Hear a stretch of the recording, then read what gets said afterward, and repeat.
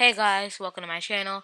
And today I'll be recapping the Warriors and Clippers game. So obviously, the Warriors and Clippers just played.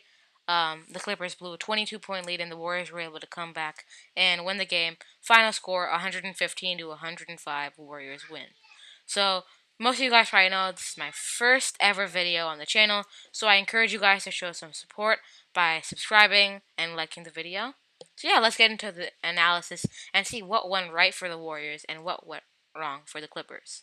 So if you look early in the game, the Clippers were actually playing very well. They had 30 points and they were up 30 to 22 after one.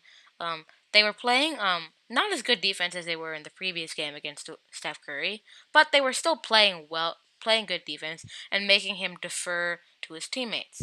And that's the key to winning against the Warriors, because if you have Kelly Oubre shooting like 10% from three-point range and Andrew Wiggins, who hasn't been that efficient at all, um, so I mean, those are the only other two guys who can create their own shot.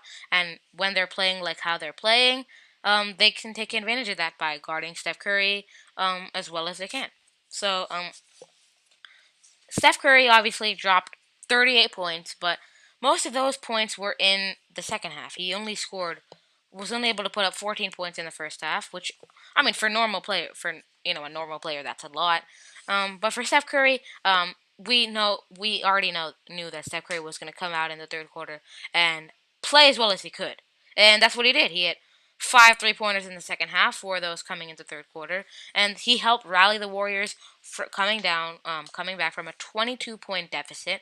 Um, so I mean, and I feel like something that gets overshadowed when people talk about this game is their defense. The Warriors played great defense in that fourth quarter against Kawhi Leonard and Paul George, who are the two of the best closers in the NBA, especially Kawhi Leonard.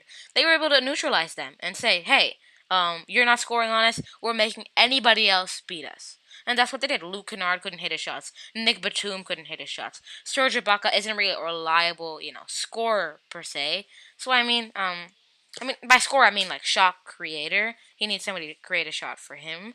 I feel like that's one of the big reasons the Warriors won. And if you look at the entire game, the Clippers didn't score more than 35 points in a quarter. And you see in the second half, they only scored 40 points. And in the entire game, they scored 105 points. And a lot of that was because of Draymond Green, who had a great game. But obviously, something we know about Draymond is the stats don't really do him justice, right? He always performs really well.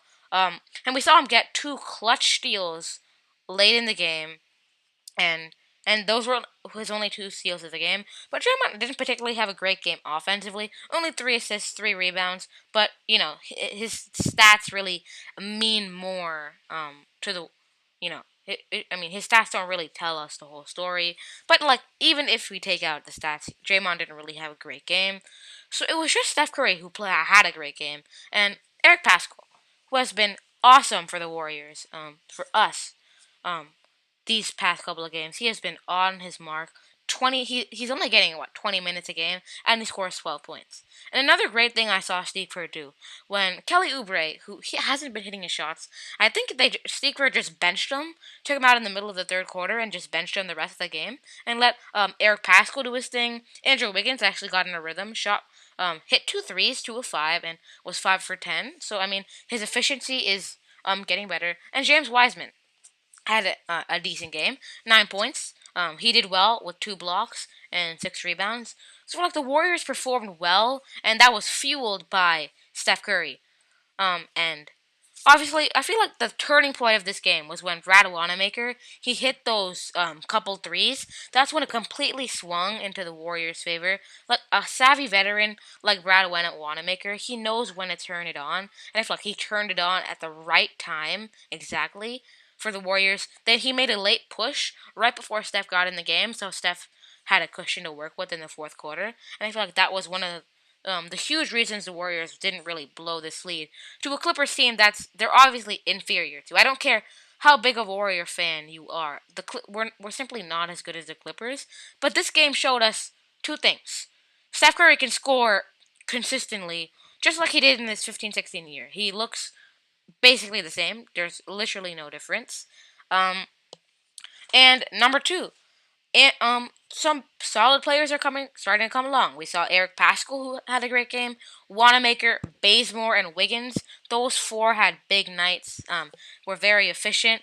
So and one third thing, like I said earlier, was our defense. We just played amazing defense in the second half. Um, Paul George, especially in the third quarter. I think Paul George. What did he have? I don't even. I think he scored once in the fourth quarter. That's it. And then Kawhi Leonard, he scored twice, maybe thrice in the fourth quarter.